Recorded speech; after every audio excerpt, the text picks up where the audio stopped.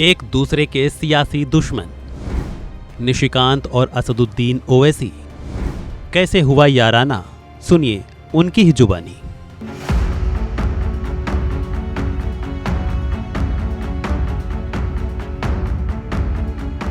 Parliament में यदि कोई दो आदमी बहुत लड़ता हुआ नजर आता है तो वो ओवैसी साहब और मैं। लेकिन देश जब संकट की स्थिति में हो और खतरा बाहर से हो तो एक संस्कृत का श्लोक है कि सर्वनाशे समुत्पन्ने अर्धय त्यजति पांडितः। यदि सर्वनाश होने की स्थिति हो तो आधी चीजें छोड़कर बचाव में लग जाना चाहिए। तो हम लोगों ने अपनी आइडियोलॉजी को भारत में छोड़ दिया है और बाहर में भारत एक है।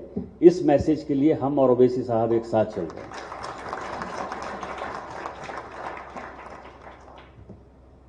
दो तीन चीजें हैं, बहुत लंबा जितना बोलना था वो हमारे टीम लीडर बोल चुके हैं।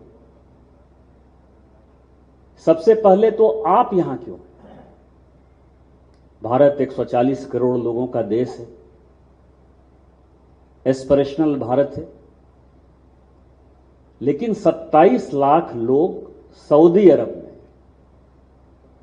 क्यों हैं?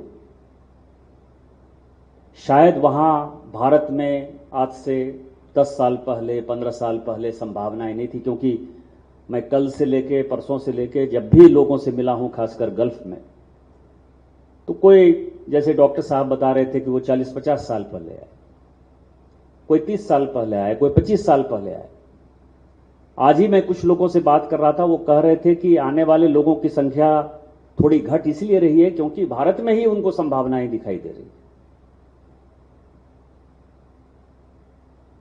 लेकिन आप आए, आपने नाम कमाया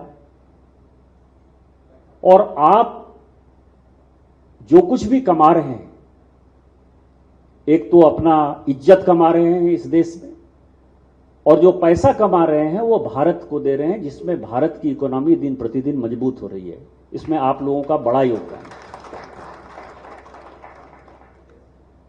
लेकिन दो चीजें हैं जो प्रश्न आपने पूछा हमसे। सऊदी अरब कह रहा है कि 2030 तक वो अपने देश का काया पलट कर दे, उसका एक टारगेट है। और हमारा टारगेट है कि हम 2047 तक अपने देश का जो है काया पलट कर देंगे, हम विकसित भारत बन जाएंगे।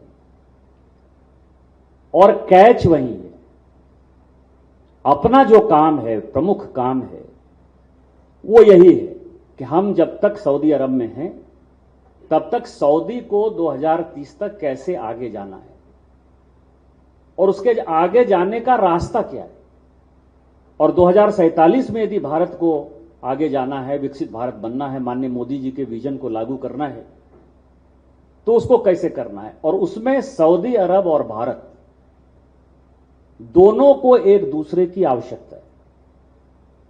आवश्यकता कैसे? जो बात आपने कहा आर्टिफिशियल इंटेलिजेंस का, साइबर सिक्योरिटी का, सुपर कंप्यूटर का, क्वांटम कंप्यूटर का, ये सब में हम मास्टर हैं। आज अमेरिका की पूरी सिलिकॉन वैली लगभग हम कंट्रोल किए हुए हैं। हमारे लोग वहां हैं, सुंदर पिचई से लेके सत्य नडेला तक, वो सभी जो है दुनिया को रास्ता दिखा रहे हैं।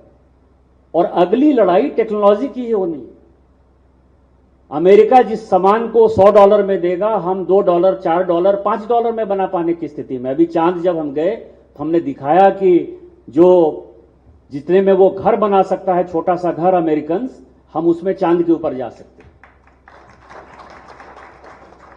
और आपका काम यही है और हमारा काम यही है कि सऊदी अरब को 2030 का रास्ता यदि दिखाना है तो उसको यह दिखाना है कि भारत में जो लोग मौजूद हैं, उनके पास जो ब्रेन है, उनकी कंपनियों में जो ताकत है, वो सऊदी अरब अपने लिए यूज करे। ये काम यदि आप कर पाए तो मैं ये कह सकता हूं कि हमारे और आपके रास्ते में, खासकर सऊदी अरब में, क्योंकि एक चीज जो सऊदी अरब और गल्फ कंट्रीज बराबर कहता है कि भारत भी दोस्त है, बहुत अच्छा दोस्त है, इसके साथ पुराने रिलेशन है, लेकिन पाकिस्तान भी दोस्त है।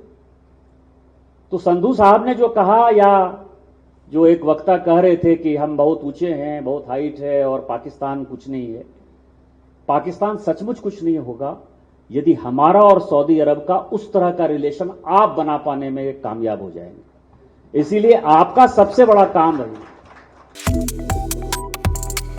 Subscribe to One India and never miss an update.